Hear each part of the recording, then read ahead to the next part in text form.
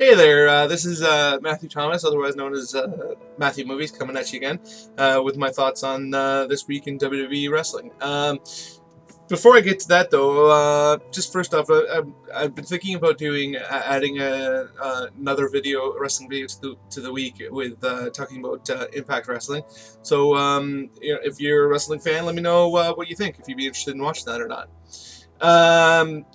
The week in WWE wrestling, a lot less jammed full of content than last week with the addition of NXT Brooklyn and SummerSlam, but still, like every wrestling week, the WWE is just shoves a lot of content down your throat between the 3+ hours on Raw, the 2 hours on SmackDown. And I realized last week I didn't even talk about the NXT or the Cruiserweight Challenge. So you tack on those 2 hours there, that's quite a bit of content for 3 days in a row. This week, I feel a real. I feel it was a real mixed bag. For instance, let's starting with Raw. Obviously, and obviously spoilers because I'm going to be talking about the events of the week. Talking about the big story coming out of Raw is the Kevin Owens Universal title win with the help of Triple H. And I feel kind of a bit of a mixed reaction to that. I absolutely love that Kevin Owens is the one who won the title. I felt like Seth Rollins would be kind of tired at this point as he's held the title a lot lately. Roman Reigns, I mean, I don't even need to start going into how that would be just awful. Because a lot of people hate Roman Reigns, and I wouldn't necessarily count myself amongst the haters of Roman Reigns, but I just really feel like they have a lot of work to do if they want to put him back up to the main event without people thoroughly rejecting it. And as for Big Cass, I mean, I think he's a great. I love his team with Enzo, but I definitely don't think he's anywhere close to being ready for a position like that. Like, I'm talking like a good couple years probably away from that at best. But I will say, like early in the night, the show opened with kind of like kind of an interview section. Section's not really the word, but let's just go with it. An interview section with the 4 contenders, and I thought he held his own. But getting away from the Universal title, So like I said, I absolutely love that Kevin Owens won, but I didn't really necessarily love the way that he did. Because I thought it was cool seeing Triple H back. I like the idea of them being together, but I wish he was able to win the title himself. Just because, in the past, this may be a harbinger of the role that they see Kevin in, where he holds the title, but he gets by, and it's not based on his own abilities or anything like that. And I know he's a heel, so being a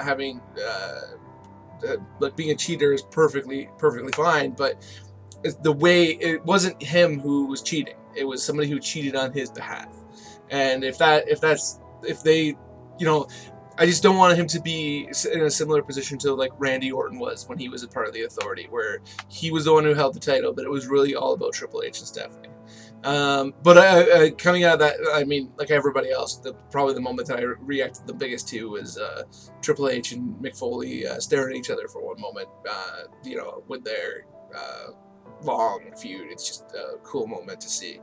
The other major thing I want to talk about, like on Raw, because overall, like every week, there's a lot of filler in there. But the one thing I haven't spoken about yet is Nia Jax. I really think that they pulled her up way too soon. As soon as I saw that she was drafted, I thought it was a gigantic mistake, and even more so, the way that they brought her up was even worse. Like I don't mind the jobber matches. I think it's really weird that there's 2 people with the exact same push on Raw, which is Nia Jax and Braun Strowman doing the exact same thing, even with the same like pre-match interviews and everything. I think that's really odd. But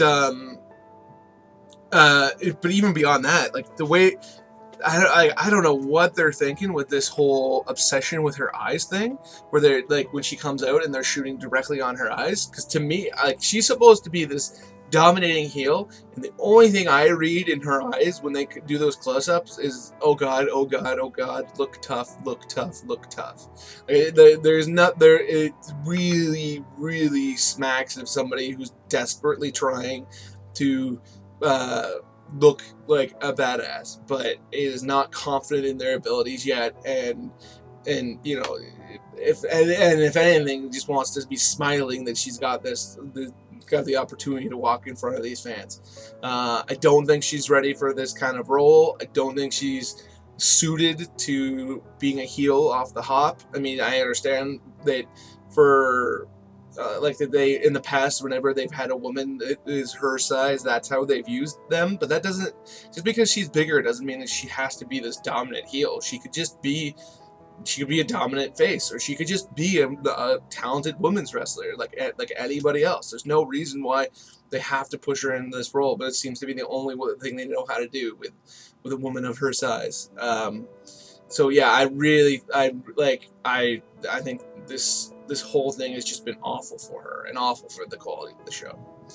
And then looking at SmackDown, it's funny because last week somebody asked me what show I thought was the best, and I said SmackDown, and I still stand by that. But I felt like this week's SmackDown was a pretty big step back. I didn't feel like there was anything really all that great on it. And same goes with Talking Smack, which for the last several weeks has been the highlight of my wrestling week.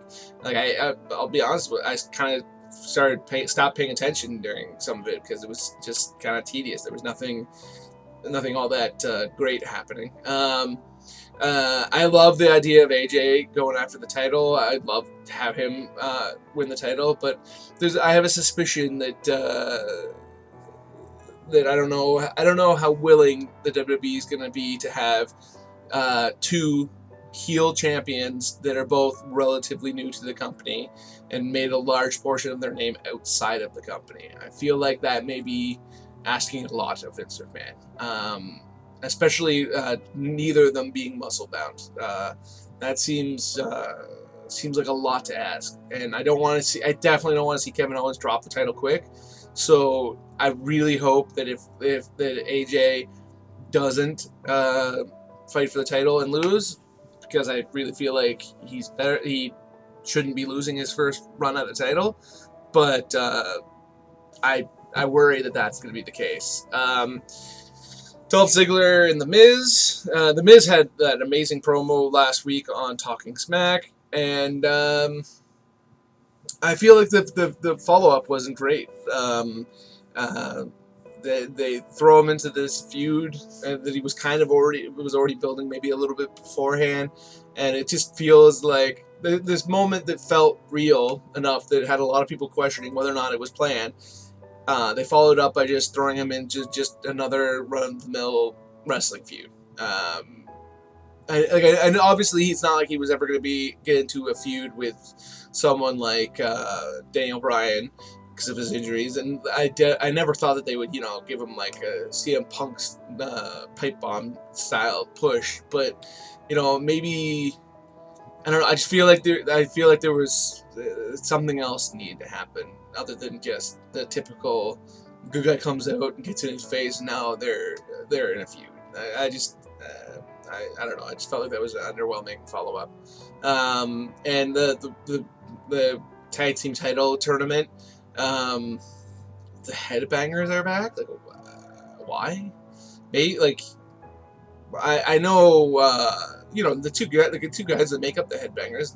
They're reasonably talented, and maybe they could have been they could be valuable. I don't know, but like you think about them in this tournament versus the Dudley Boys, who they just let retire instead of re-signing them.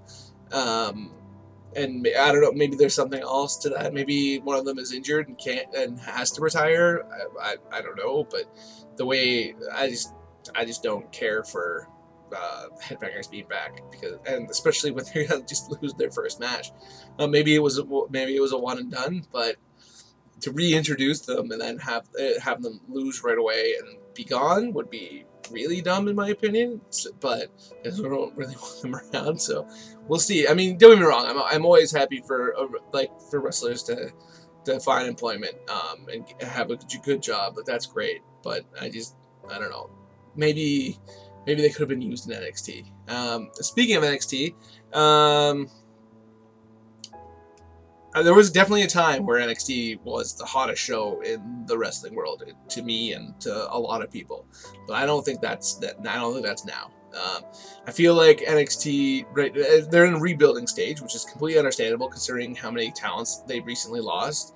But I also don't feel like they're, from my view, handling it the best. Like they're trying to do too much too quick. Like each week they're bringing out a lot of new characters, and none of them are sticking as a result. And also, like, you have, like, Billie Kay for instance, was getting a fairly decent push. She had the match against Ember Moon on at the NXT Brooklyn, and she's nowhere to be seen. Like, Ember Moon's not doing much of anything. There's a lot of characters that they've introduced lately, and they're not following up on them because they want to introduce other characters, and I feel like that's foolhardy. I feel like you need to get the characters that you introduced to have some traction, and then try to, like, it's a 1 week show. You don't need to have that many talents up and going simultaneously. I mean, it's ideal, obviously, but and I understand that a large portion of the point of the show is to get these people trained for television. So I understand that, but I feel like if you want the fans to bite into any of them, you're gonna need to focus on them a lot more. Shinsuke Nakamura being the champions, obviously pretty rad, and I thought his short but sweet promo at the end was pretty good, but I didn't necessarily love the packages leading up to it. They seemed pretty run of the mill for such a unique, charismatic character. Just showing moments from his short run in NXT so far. For me, if you're going to build up a character like him, you need to do something a little bit more out of the box. But again, that's Monday morning quarterbacking, and I mean, I've never drawn time in the business, so what the hell do I know? I'm just speaking as a viewer. And finally, the Cruiserweight Classic. The two matches really this week, both obviously awesome. I was kind of surprised to see Kota Ibushi win, but not at the same time, because obviously he's the biggest star in there. But from all reports, he's not going to be signing with them, at least right now. But I mean, there's not really too much more to say. That they put on great matches as usual. And the other thing that obviously makes the Cruiserweight Challenge really stand out is the commentary of Daniel Bryan and Mauro Ranallo. Really make a huge difference on that show. So, yeah, let me know what you thought of this video. Subscribe, and let me know what you thought of this week in wrestling. Have a good day.